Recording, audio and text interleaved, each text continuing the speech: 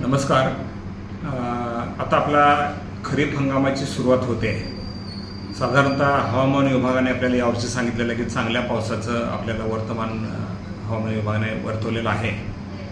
आणि या अनुषंगाने आपल्याला जे संपूर्ण खरीप हंगामामध्ये जी पिकं आहेत त्या पिकासाठी लागणारी खतं, बियाणं, औषधं याचं संपूर्ण नियोजन कृषी विभागाच्या मार्फत करण्यात आलेलं आहे.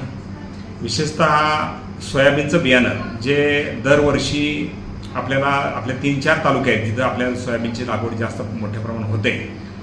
आणि एक चांगली बाब अशी आहे की महाबीचं बियाणं मागच्या वर्षीपेक्षा 30% कमी दरानं यावर्षी बियाणं उपलब्ध झालेलं आहे. आणि आपसुकच इतर कंपन्यांचं सुद्धा रेट निश्चितपणे कमी राहते. आणि खताच्या संदर्भात सुद्धा सगळे युरिया असेल, DAP असेल, मिश्र खतं असतील, सर्व खतं पुरेशा प्रमाणात उपलब्ध आहेत. कुठल्याही प्रकारची आपल्याला अडचण असेल तर आपण तालुका स्तरावरती आणि जिल्हा स्तरावरती भरारी पथक आणि दक्षता पथक नेमलेले आहेत. आपल्याला कोणत्याही प्रकारची अडचण असेल तर आपण निश्चितपणे या सर्वांना संपर्क करावा. आणि आपल्याला सूचना आहे आणि विनंती आहे की आपण कुठलंही खतं बियाणं घेत असताना त्याची पावती घ्या.